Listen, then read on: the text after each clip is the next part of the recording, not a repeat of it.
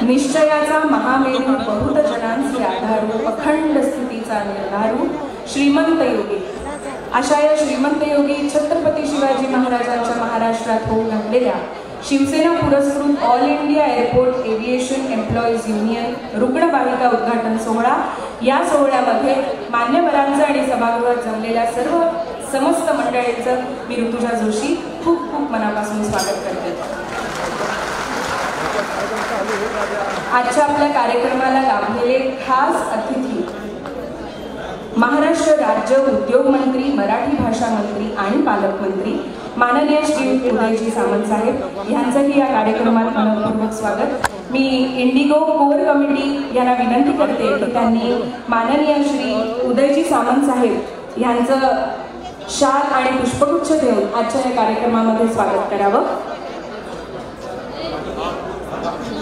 Indigo core committee, मी इंडिगोच्या core कमिटीला विनंती करते की त्यांनी व्यासपीठावर यावं आणि त्यांनी माननीय श्री उदयजी सामंत साहेब यांचं शाल आणि पुष्पगुच्छ देऊन आजच्या या कार्यक्रमामध्ये स्वागत करावं अशी मी त्यांना विनंती करते।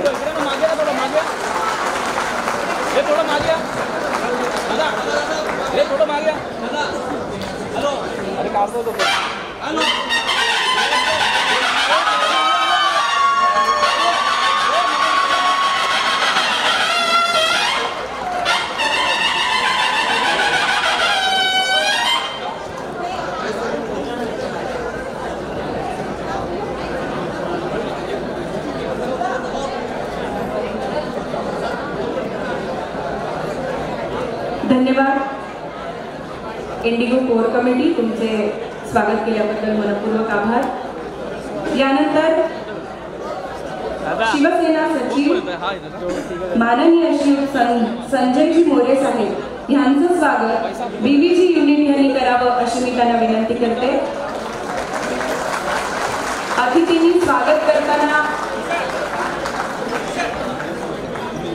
युनिटनी स्वागत करताना अतिथींचे चेहरे दिसतील, ज्यांचं आपण स्वागत करतो आहोत ते समोर बसणाऱ्यांना दिसतील याची जाणीवपूर्वक काळजी घ्यावी।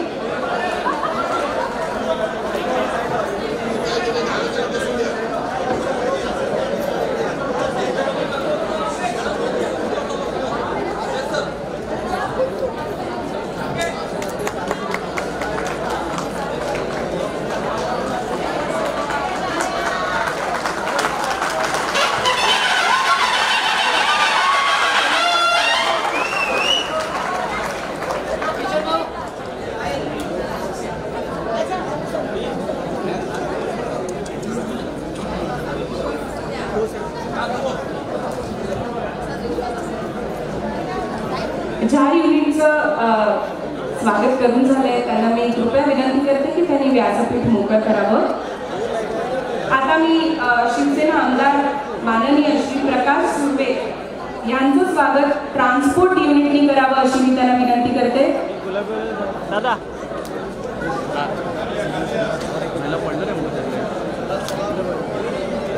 शिवसेना आमदार माननीय श्री प्रकाश सुर्वे यांचं स्वागत ट्रान्सपोर्ट युनियनने करावं अशी मी त्यांना विनंती करते।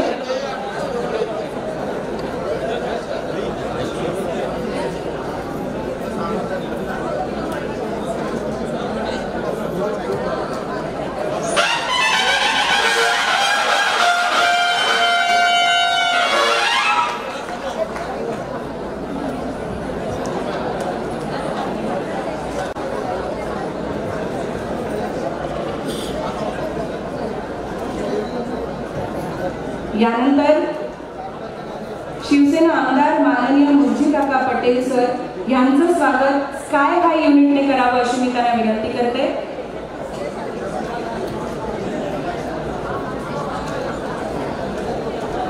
स्काय हाय युनिट इम्पोर्ट आणि एक्सपोर्ट दोन्ही विभागांनी येऊन शिवसेना आमदार माननीय श्री मुर्जीकाका पटेल सर यांचं स्वागत करावं अशी मी त्यांना विनंती करते।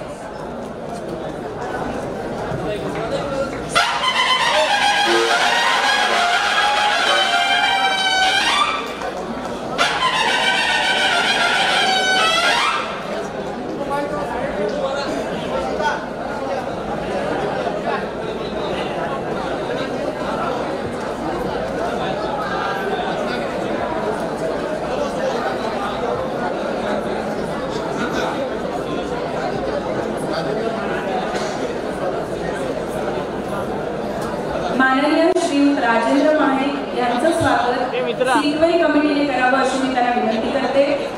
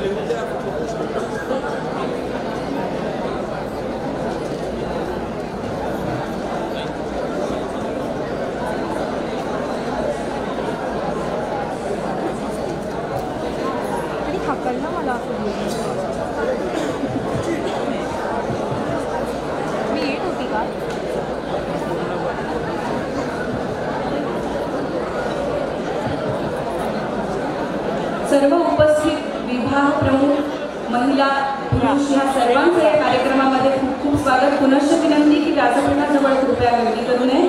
जिथे रिकामी खुर्च्या असतील तिथे प्रत्येकाने बसून घ्यावं.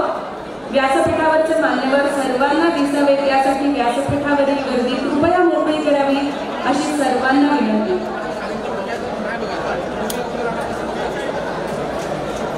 माईकवरचा आवाज तुमच्यापर्यंत पोहोचण्यासाठी सभागृहामध्ये शांतता अपेक्षित आहे, तर सभागृहामध्ये शांतता राखावी.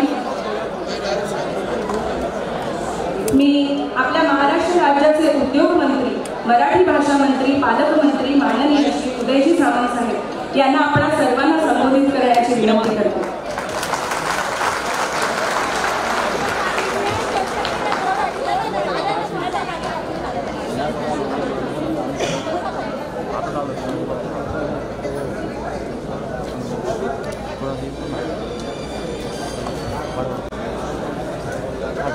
शिवसेना पुरस्कृत all India airports aviation employees युनियनच्या कार्यालयाच्या उद्घाटनाच्या निमित्तानं त्या व्यासपीठावर उपस्थित असलेले आम्हा सर्वांचेच मार्गदर्शक आणि शिवसेनेचे सचिव आदरणीय संजयजी मोरे साहेब, आमदार प्रकाशजी सुर्वे साहेब, आमदार मंगेशजी कुडाळकर साहेब, मुरजी पटेल साहेब, व्यासपीठावर उपस्थित असलेले ज्यांच्या खास आमंत्रणाला मान देऊन आम्ही सगळे या ठिकाणी उपस्थित आहोत, ते सरचिटणीस कुणालजी सरमळकर, संजीवजी शहा, रितेशजी राय, व्यासपीठावर उपस्थित असलेले शिवसेनेचे सर्व सन्माननीय पदाधिकारी, या युनियनमध्ये काम करणारे विमानतळावरील सर्व कर्मचारी, अधिकारी आणि मोठ्या संख्येने उपस्थित बंधू आणि भगिनींनो, शिवसेनेचे मुख्य नेते आदरणीय एकनाथ शिंदे साहेबांच्या नेतृत्वाखाली शिवसेना पुरस्कृत या युनियनची स्थापना झाली आणि आज त्या कार्यालयाचं उद्घाटन देखील होत आहे. या कार्यालयाचं उद्घाटन करत असताना व्यासपीठावरच्या सर्व सन्माननीय मान्यवरांना मनापासूनचा आनंद आहे. कारण मुंबईच्या एअरपोर्टवर माननीय एकनाथ शिंदे साहेबांच्या नेतृत्वाखालची संघटना असणं हे आमच्या सगळ्यांच्या दृष्टीनं आनंददायी बाब आहे. मी मगाशी गाडीतनं येताना सांगत होतो की ज्यावेळी पहिल्यांदा आमदार झालो, वयाच्या 27व्या वर्षी मोरे साहेब पहिल्यांदा आमदार झालो आणि आपल्याला आश्चर्य वाटेल, टाळ्या वाजवण्यासारखी गोष्ट पुढे आहे का? मी 27व्या वर्षी आमदार झालो आणि 27व्या वर्षी आमदार झाल्यानंतर मुंबईवरनं नागपूरला जाणाऱ्या एअर इंडियाच्या विमानामध्ये मी पहिल्यांदा बसलो. 27 वर्षानंतर मी विमानामध्ये बसलो. विमानामध्ये बसत असताना माझी झालेली अडचण हे मी जाहीरपणे सांगू शकत नाही. कारण विमानात जाताना मला असं सांगितलेलं होतं की विमानाचा आवाज मोठा असतो, टेकऑफ घेताना कानामध्ये कापूस घालावा लागतो, हळू बोलावं लागतं, त्याचं कानाचे धडे सुटत नाही, असं जे जे काही सांगितलं होतं लहानपणापासून ते सगळं साठवून ठेवलं होतं. ते सगळं घेऊन विमानामध्ये बसलो होतो. आणि त्याच्या पुढचा पराक्रम असा केला होता की आमदार झाल्यानंतर विमानातनं पहिला प्रवास करत असताना या एअरपोर्टच्या समोरचं जे नंदगिरी रेस्ट हाऊस आहे तुम्हाला माहित असेल, तिथं वशिल्यानं आम्ही राहिलो. आणि वशिल्यानं राहिल्यानंतर आमचं 5:45चं एअर इंडियाचं फ्लाईट होतं नागपूरला. आणि त्या फ्लाईटसाठी उदय सामंत 5:15 वाजता आले. 5:15 वाजता आले. त्या पोलिसांना आम्ही सांगितलं, माझा एक मित्र होता, त्याला मी सांगितलं की एअर इंडियाच्या विमानांना जायचं आहे. ते म्हणले 5:15 वाजलेले आहेत. म्हणजे 5:15 वाजले तर काय झालं, अजून अर्धा तास आहे विमानाला. तर त्यांनी मला विचारलं, कुठे एस टी स्टँडवर आलायस की विमानात आलाय? कारण 27 वर्षाचा होतो, आमदार देखील वाटत नव्हतो, जीन्स आणि टी शर्ट घातलेला होता, त्याच्यामुळे कोणतरी आलाय. म्हणून त्यानं मला सांगितलं, तुम्ही काय एस टी स्टँडवर आलेले नाही. मग शेवटी माझं कार्ड काढलं आणि मी त्यांना दाखवलं की मी या महाराष्ट्र राज्याचा आमदार आहे. ते म्हणले, तुम्ही आमदार असाल नाही तर खासदार असाल. आमचं काय ते विंडो क्लोज झालेली आहे, त्याच्यामुळे आता तुम्हाला पुढच्या फ्लाईटने गेलं पाहिजे. मग आम्ही अक्कल खाती त्यावेळी 2004ला 15-15 हजार रुपयाची परत 2 तिकीटं काढली आणि विमानाने गेलो. अशी आमची विमानात बसायची परिस्थिती होती. तर तशी आता काही नाही आहे. आणि आता जर झाली तर माझं त्यांना युनियन सांभाळणारं या ठिकाणी प्रस्थापित होतंय, याच्यासारखा दुसरा आनंद आम्हाला. मुरजीबाई असतील, कुणालजी असतील, माझे सर्व सहकारी असतील, ज्यावेळी मला भेटतात त्यावेळी मी त्यांना स्पष्ट असं सांगितलंय की या विमानतळाच्या चांगल्या कामासाठी कधीही माननीय शिंदे साहेबांचा उपयोग करा, असं शिंदे साहेबांनी सांगितलेलं आहे. पण जर युनियनकडनं वावगं काय झालं तरी देखील आपली काही खैर नाही, हा देखील निरोप एकनाथ शिंदे साहेबांचा आहे. आज आमचं कार्यालय उघडलं म्हणजे आमची जबाबदारी संपली नाही. कार्यालय हे कार्यालय नसून तुमचं घर असलं पाहिजे. घरामध्ये जशा अडीअडचणी सोडवल्या जातात तसं आमच्या ह्या कार्यालयात तुमच्या अडीअडचणी सोडवल्या गेल्या पाहिजेत. आणि दुसरी एक गोष्ट सांगतो, समोरच्यानं कोणी दादागिरी करूच नाही. दादागिरी बरोबर ना प्रकार झाला. आमची ताई आहे, मला वाटतं की तिचा आदर्श आपण सगळ्यांनी घेतला पाहिजे. सकपाळ ताई, तिला किती फोन केले, तिला विभाग प्रमुख करतो म्हणून सांगितलं, तिला सगळं पद देतो म्हणून सांगितलं, फक्त विधानसभेचं तिकीट देतो असं बोलले नाही, बाकी सगळं देतो म्हणून सांगितलं. तरी माझ्या त्या भगिनीने सांगितलं की मी एकनाथ शिंदे साहेबांचं नेतृत्व स्वीकारलंय, मी कोणाच्या आमिषाला बळी पडणारी नाही, की आता एकनाथ शिंदे साहेबांचाच विचार पुढे घेऊन जाणार आहे. त्याच्यामुळे असे धाडसी कार्यकर्ते या युनियनला जे लाभलेले आहेत हे आमचं सगळ्यांचं परम भाग्य आहे.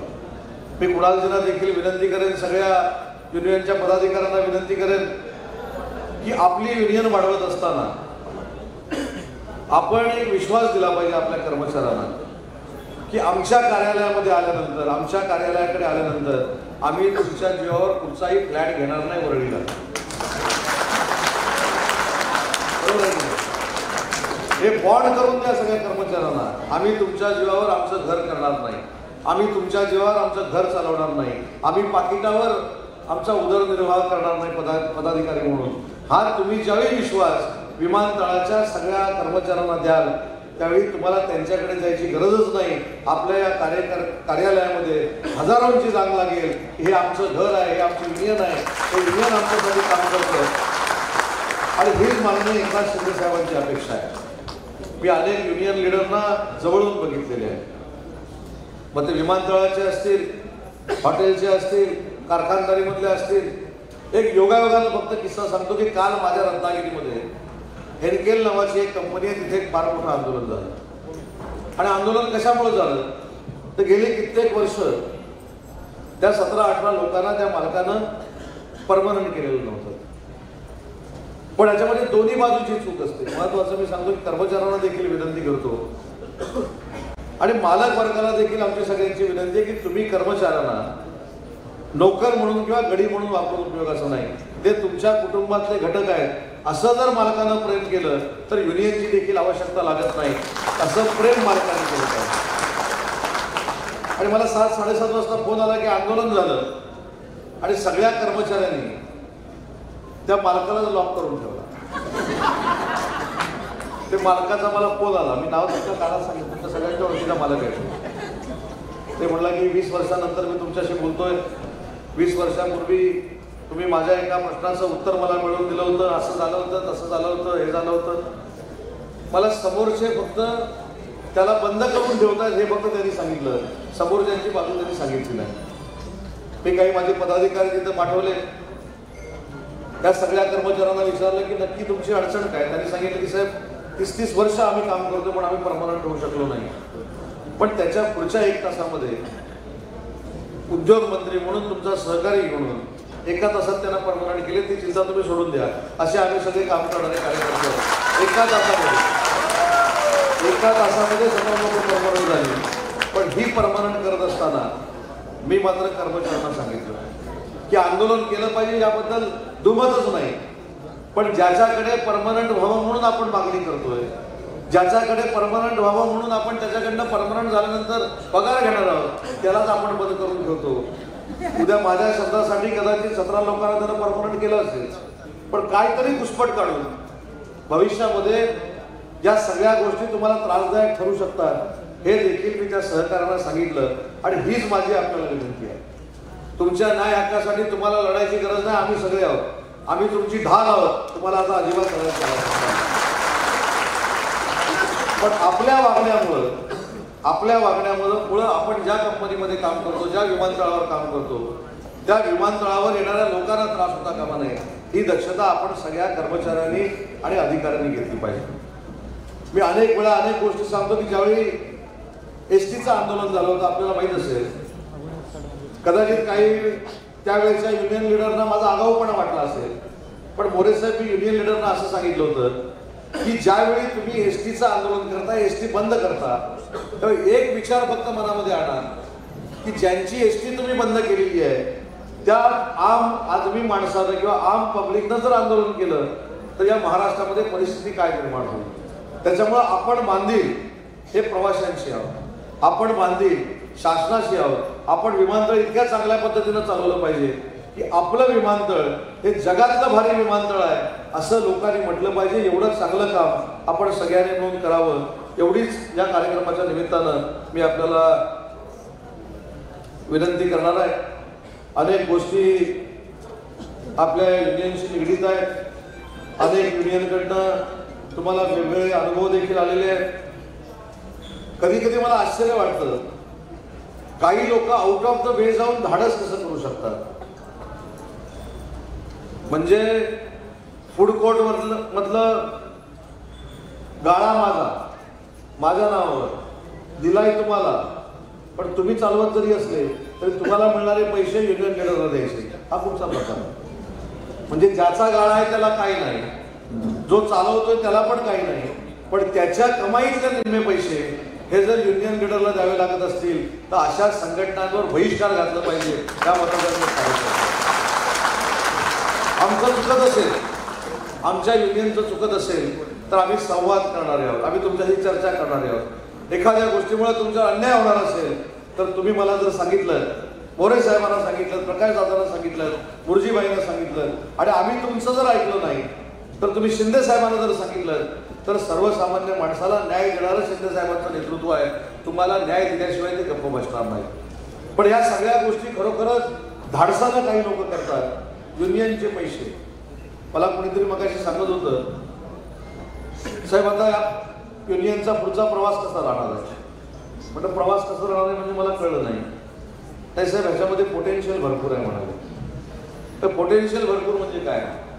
आता म्हणाले तुमचा फोटो लागला आहे त्याच्यामुळे तुमच्या फोटोमुळे अनेक लोक फुकट आता विमानानं प्रवास करू शकतात. म्हणजे काही लोकांची मानसिकता बघा, जे पूर्वी झालेलं आहे, जे पूर्वीचे लोक करत होते तेच कदाचित तुम्ही करू शकता अशा पद्धतीची प्रतिमा त्या युनियन लीडरनी करून ठेवली. पण आपल्याला असं काही करायचं नाही. आपल्याला जसा तुम्हाला न्याय द्यायचा आहे तसा त्या विमानतळाला देखील न्याय द्यायचा आहे. आपल्याला विमानतळाचं काही घ्यायचं नाही. पण या सगळ्या परिस्थितीमध्ये कुणाल जी असतील, त्यांचे सर्व सहकारी असतील, ते ज्या वेळी माझ्याशी चर्चा करतात मी त्यांना हे देखील सांगितलंय की आपल्यावर जर अन्याय करण्याची परिस्थिती फार टोकाला गेली तर तुमचा एक सहकारी म्हणून, तुमच्या कुटुंबातला म्हणून मी गौतमभाई अदानींशी देखील चर्चा करायला तयार आहे अशी स्पष्ट भूमिका माझ्या पण कुठेतरी आपण देखील नियोजन केलं पाहिजे. आपण देखील नियोजन करत असताना समोरच्याला त्रास होणार नाही ही देखील आपण सगळ्यांनी मिळून भूमिका घेतली पाहिजे. आता याच्यामध्ये काही मला पॉइंट्स लिहून दिलेत, मी वाचून दाखवत नाही. गरजू कामगारांना, बरोबर ना, म्हणजे काय एकेकाच्या डोक्यामधल्या कल्पना आहेत बघा. गरजू कामगारांना विमानतळ प्रवेशासाठी जे पास मिळतात, मी मुद्दाम गरजू असं म्हणतो. गरजू म्हणजे गरीब कामगारांना, जे आर्थिकदृष्ट्या दुर्बल आहेत अशा कामगारांना जे प्रवेशासाठी पास मिळतात त्याच्यामध्ये देखील काही महाभागाने भ्रष्टाचार केला. म्हणजे मेलेल्याच्या टाळूवरची लोणी खाणारी अवलाद जर कुठं असेल तर काही युनियनमध्ये आहे. अशी युनियन आपल्याला तयार करायची नाही. एकनाथ शिंदे साहेबांना मतदान करणारी युनियन आपल्याला तयार करायची नाही. या देशातली जबाबदारीनं सांगतोय मी, मुंबईपुरतं मर्यादित तुम्हाला ठेवत नाही. या देशातली सगळ्यात आदर्श आणि सगळ्यात चांगली संघटना जर कुठची आहे तर ती आज आम्ही ज्या युनियनचं उद्घाटन केलं, ज्या कार्यालयाचं उद्घाटन केलं, ती संघटना देशातली सगळ्यात चांगली संघटना आहे असं आम्हाला सगळ्यांना विचार करायला पाहिजे. मी मध्ये एकदा कुणाला सांगितलं की तुम्ही मुंबईपुरता आता विचार करू नका. मुंबईचं युनियन पादाक्रांत झालं, मुंबईचं विमानतळ पादाक्रांत झालं की तुम्ही नवी मुंबईकडे आलं पाहिजे, तुम्ही पुण्याला गेलं पाहिजे, तुम्ही नाशिकला गेलं पाहिजे, छत्रपती संभाजीनगरला गेलं पाहिजे. नाशिकला केली, नाशिकला काय केलं बघा. नाशिकला एवढी संघटना आपली फास्ट आहे, पण नाशिकला ऑफिस जरी टाकलं असलं तरी जे सुरुवातीला मी सांगितलं ते नाशिकचं ऑफिस युनियनच्या लोकांना घर वाटलं पाहिजे. बाकीच्या लोकांनी जे केलं ते आपल्याला करायचं नाही. ते पवित्र ठिकाण आहे अशा पद्धतीचा भाग सगळ्यांना. नाशिकला आता युनियन झालं, आता पुणे आहे. मी यांना म्हटलं की आता रत्नागिरीला छोटेसं एअरपोर्ट आम्ही सुरू करतोय, तिथं देखील 50-60 लोक कामाला लागणार आहेत, तिथं पण आपलं युनियन करून टाका. ज्या हॉटेलमध्ये आपण आता कार्यक्रम करतोय तिथं पण चांगलं युनियन करून टाका. ते आहेत मागे, ते घाबरूनच पळतील. हे काय ते म्हणली इथे एंट्री दिली, आता घुसायचाच प्रयत्न करतो. पण तुमचं देखील अभिनंदन आणि धन्यवाद तुम्हाला एवढ्यासाठीच देतो की शेवटी अशा प्रामाणिक काम करणाऱ्या कार्यकर्त्यांच्या मागे तुमच्यासारखे उद्योजक जर उभे राहिले तर ज्यावेळी तुमच्यावर संकट येईल तेव्हा ही सगळी फलटण तुमच्यावर तरी पण म्हणतील आज जोडतो पण युनियन करू नका.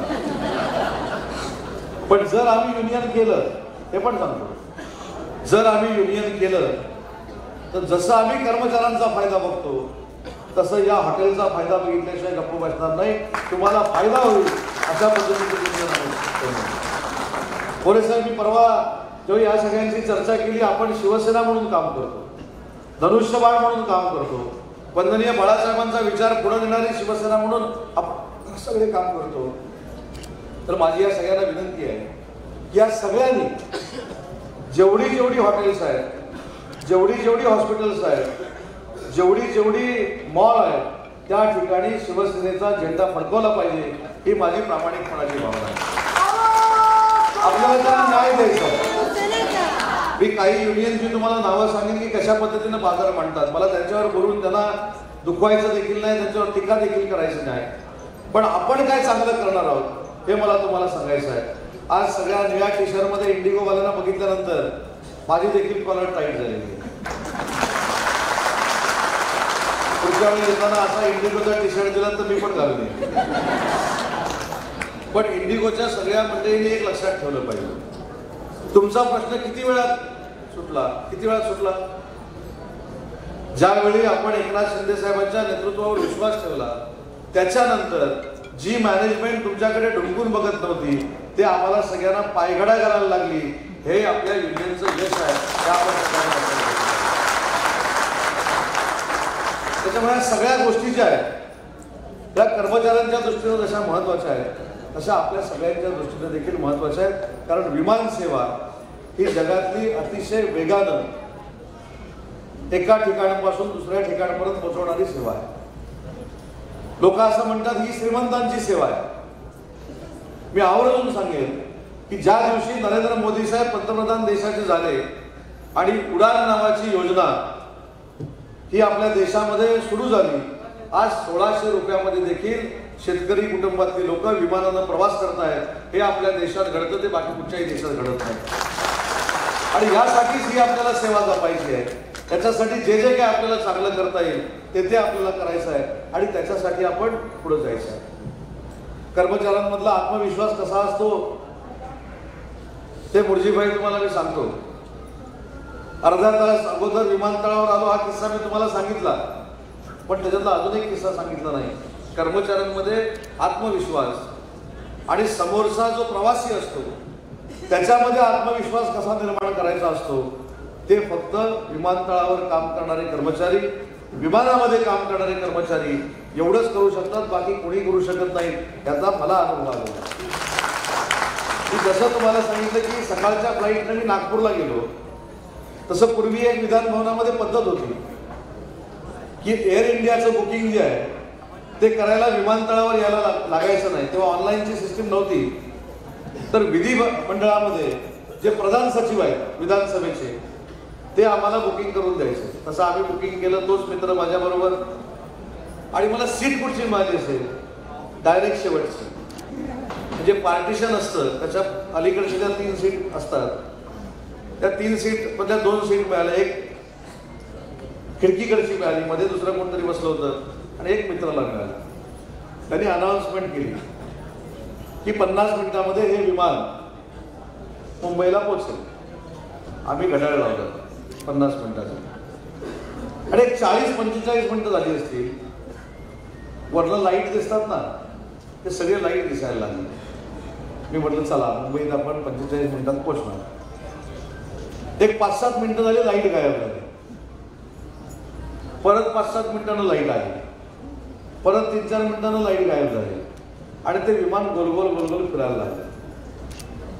एक 5-7 मिनिटं झाल्यानंतर 10 मिनिटं झाल्यानंतर माझं लागलं पॅल्पिटेशन वाढायला. म्हणजे हे नवीन काय, लाखात एखादा अपघात होतो मी ऐकलं होतं, पण माझाच होतो की काय. कारण विमान सारखं सारखं सारखं सारखं फिरत होतं. 50 मिनिटाचे 55 मिनिटं झाले, 1.25 तास झाला.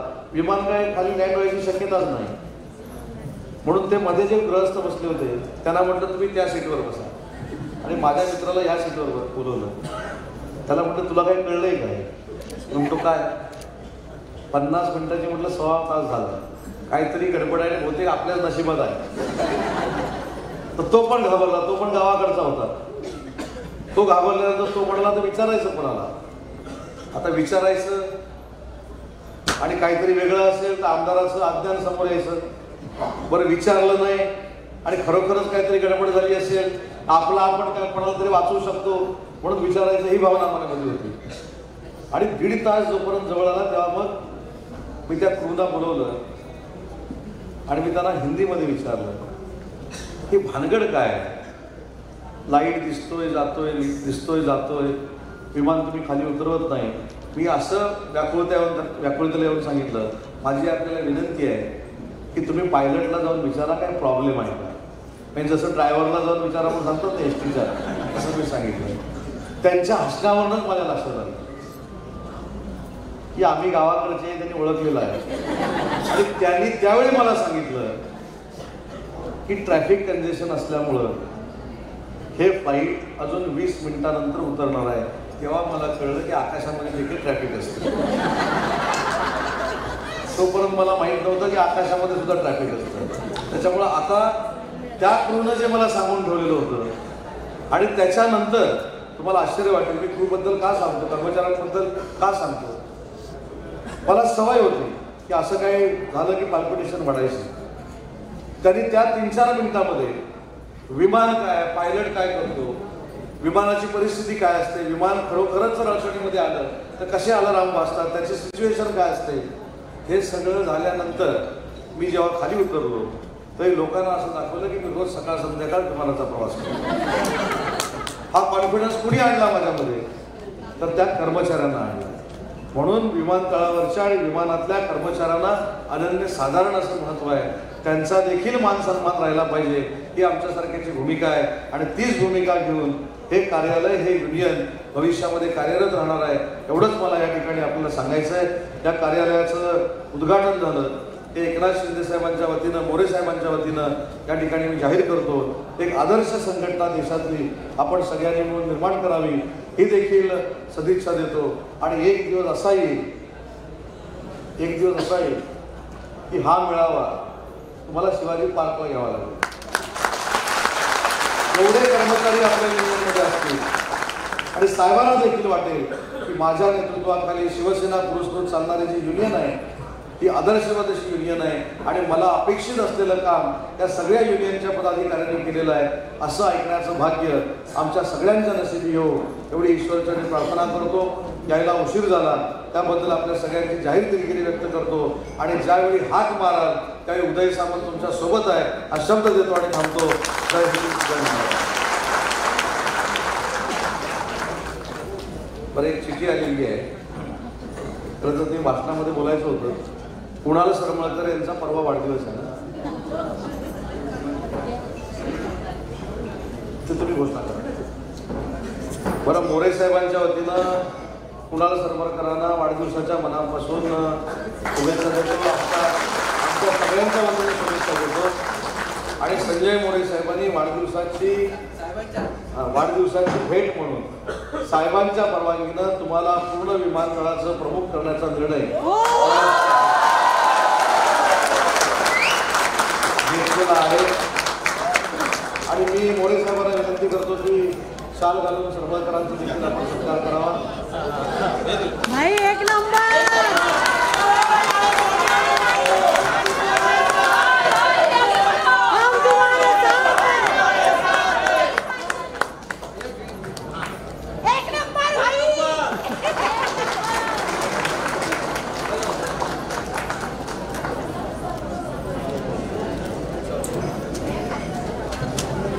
वाढदिवसाच्या त्यांना शुभेच्छा देतो. कोणीतरी म्हणाले 1 नंबर भाई, आपला भाई 2 नंबरचा नाहीच आहे आणि आवश्यकता नाही.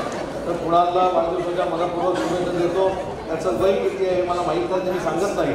पण ज्या पद्धतीनं कुणाल माननीय एकनाथ शिंदे साहेबांच्या नेतृत्वाखाली काम करतोय, त्यांच्यावर विश्वास ठेवून काम करतोय, असे पदाधिकारी महाराष्ट्रामध्ये एकनाथ शिंदे साहेबांना प्रत्येक जिल्ह्यामध्ये जर मिळाले तर साहेबांना अभिप्रेत पूर्ण महाराष्ट्रामध्ये निर्माण होईल ही वस्तुस्थिती आपल्यासमोर मांडतो. पुन्हा एकदा कुणालचं मनापासून कौतुक करतो. पार्टी कधी येणार आहे माहीत नाही.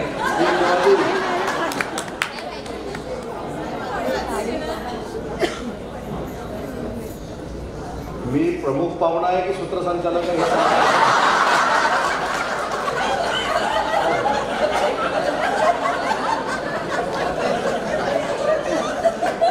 या युनियनचे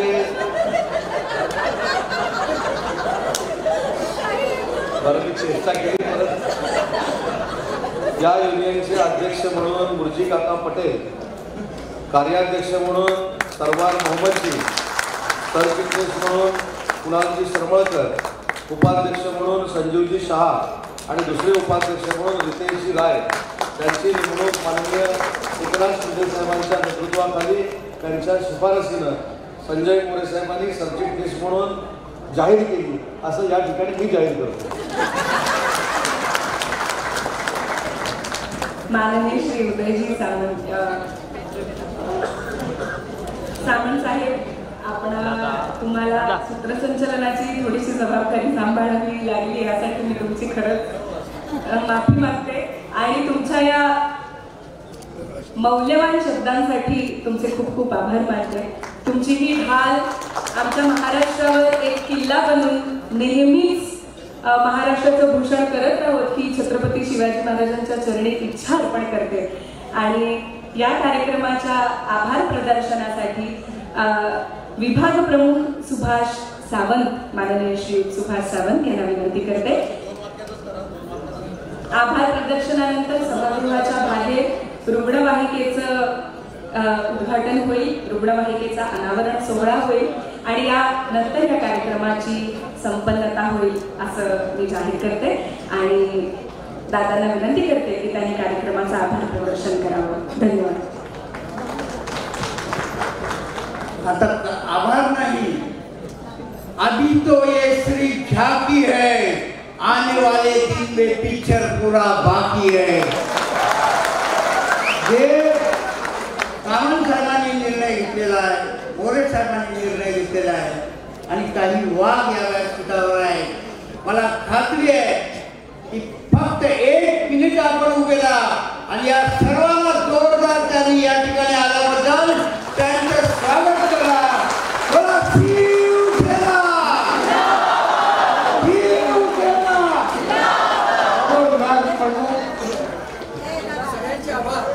सगळ्यांचे आभार आणि रुग्णवाहिका दिल्याबद्दल आभार. जरा जोरदार टाळ्यांचं जरा गजर करा.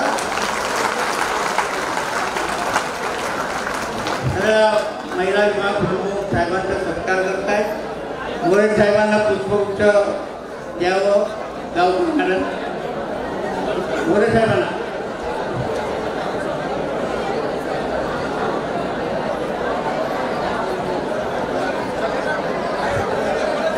ॲम्ब्युलन्सचं उद्घाटन आहे, सगळ्यांनी बाहेर थांबायचं आहे. ॲम्ब्युलन्स